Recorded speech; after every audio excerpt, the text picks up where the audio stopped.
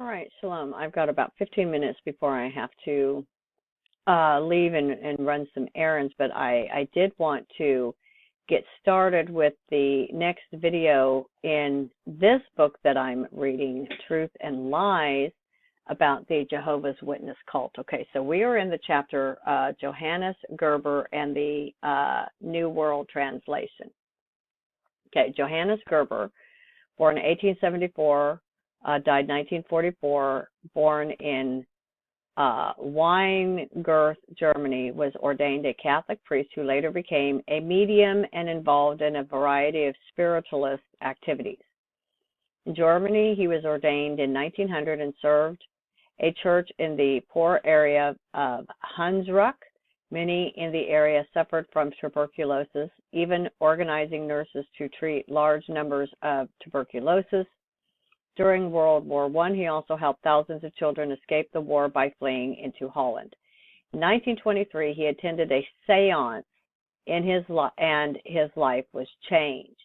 He renounced his vows and left the Catholic Church. He immigrated to the USA in 1929 and began prayer and healing sessions in New York. He later worked on a translation of the New Testament, publishing the New Testament, a new translation and an explanation based on the oldest manuscripts, 1937. He claimed supernatural guidance as he translated with his wife, acting as a medium to the point that the text he translated. In the rare instances in which a text pronounced correct by the divine spirits can be found in none of the In the rare instances in which a text pronounced correct by the divine spirits can be found in none of the manuscripts available today. I have the text as given by the spirits, and we are told to test the spirits, are we not? Gerber believed in spirit communication, affected his translation clearly in 1 Corinthians 12:28. Mediums who speak in various foreign languages. Okay. For many years, the Watchtower Society cited the Bible translation of former priest Johannes Gerber to support their unusual translation of John in their New World Translation Bible, which reads, "The Word was a God," rather than "was God," as it appears in the vast majority of Bible translations. Gerber's translation of the Bible also translates John 1:1 as a God, basically little g God. The Watchtower cited Gerber's translation in support of their own translation in The Word, Who Is He, according to John in 1962, page 5, and then all of these. However, despite the Society quoting Gerber's translation as a reliable source, the facts are that Gerber was heavily influenced by the occult when he was engaged in the work of translating his Bible version. The following are quotations from an advertisement from the Johannes Gerber Memorial Fund entitled "Communication with the Spirit World of God," demonstrating Gerber's occultic background. Johannes Gerber was surely an apostle of truth.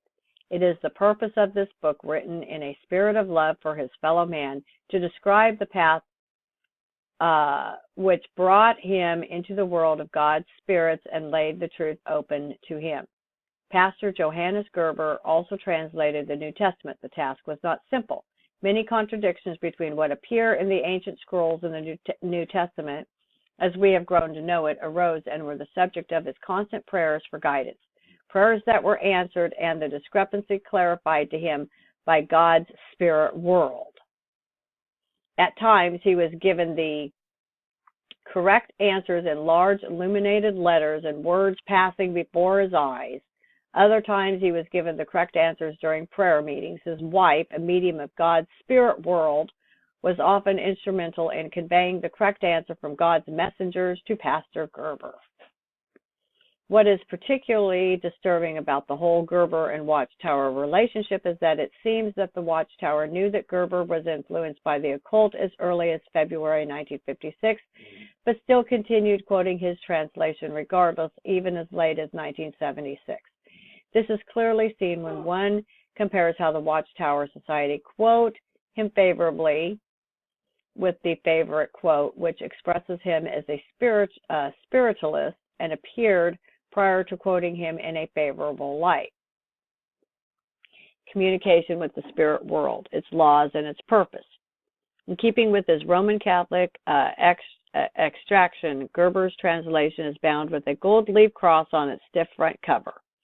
In the foreword of his aforementioned book, Ex-Priest, Gerber says, the most significant spiritualistic book is the Bible.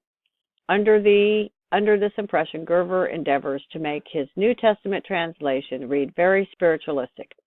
Gerber's translation of these verses, 1 John 4, 1-3, reads, "My dear friends, do not believe every spirit, but test the spirits and learn whether they come from God. For many false spirits have emerged from the abyss and gone out into the world and are speaking through human mediums. You have been told that such spirits would come, and they are already appearing in the world." Very plainly, the spirits in which ex-priest Gerber believed helped him in his translation. Unbelievable. No, he was listening to demons. One final point worth considering relating to the above in involvement with Gerber is that the messages that the former priest received from his spirit guides are startlingly similar to many of the doctrines of Jehovah's Witnesses. For example, both Gerber and the Watchtower deny the deity of Jesus and the Trinity. Both deny that God is omnipotent and omnipresent. Both hold that Christ was the first of God's creation. Both deny the existence of hell. It is only therefore reasonable to ask why it would be that a book containing channeled messages from spirits that are not of God are teaching the same doctrines as the Watchtower organization. Could it be that they are both deriving their information from the same spiritual source? In the light of other aspects of occultism highlighted in this article, this is a question that certainly deserves serious consideration. Okay, tombs opened at Jesus' death. The translations by Johannes Gerber, 1937, of these verses read as follows. Tombs were laid open, and many bodies of those buried were tossed upright. In this posture they projected from the graves and were seen by many who passed by the place on their way back to the city. Clearly, the Watchtower Society has used two references to Johannes Gerber's Bible to support their doctrine. Without wrestling the Greek grammar, a translator can render Matthew 27:52 and 53 in a way that suggests that a similar exposing of corpses resulted from the earth occurring at Jesus' death. Thus, the translation by Johannes Gerber renders these verses, tombs were laid open and many bodies of those buried there were tossed upright. In this posture, they projected from the graves and were seen by many who passed by the place on their way back to the city. Okay, compare basically the New World Translation. The Watchtower in 75, again another reference to Gerber in support of their teachings, but the thing that disturbed me the most was that the Watchtower is inviting its readers to compare their renderings of these verses, the New World Translation, with Gerber's translation that was aided by means of channeling, quote-unquote, spirits. Event clarifies Bible. The recent Godalming earthquake affected even some of those already dead. Time magazine reports that several mourners who went to bury their dead in family plots found that the coffins of long-dead relatives had been uncovered by the quake. Something similar occurred during an earthquake in the Jerusalem area at Jesus' death. At that time, dead bodies were customarily placed in vaults or chambers cut from Palestine soft limestone rock, often in hillsides. A report in the Bible, as translated by Johannes Gerber, says that when Jesus died, the earth quaked and the rocks were shattered, tombs were laid open, and many bodies of those buried there were tossed upright. In this posture, they projected from the graves and were seen by many who passed by the place on their way back to the city. Hence, rather than a resurrection, as some Bible translations imply, there appears to have been merely an exposure of the dead to observers, as in Guatemala. I mean, unbelievable.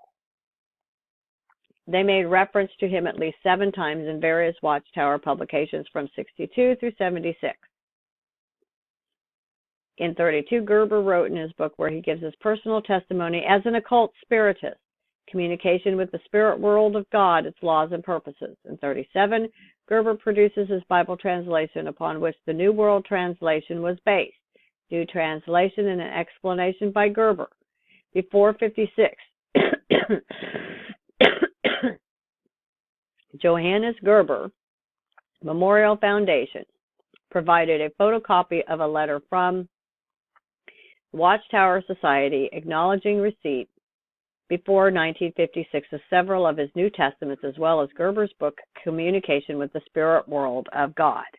In 56, they published an article in the Watchtower of February 15, 1956, where they stated that Johannes Gerber was involved with spirits, communication with the spirit world, its laws, and its purpose. In keeping with his Roman Catholic extraction, Gerber's translation is bound with a gold leaf cross on its stiff front cover. In the foreword of his aforementioned book, ex-priest Gerber says, the most significant spiritualistic book is the Bible. Okay, and I already read that part. Okay, I think what I'll do, I'll just make this a short video, and the next one I will, I'll finish up with this witch, Johannes Gerber. So I'll go ahead and close this one out, and we'll just continue in the next video. All right? Shalom.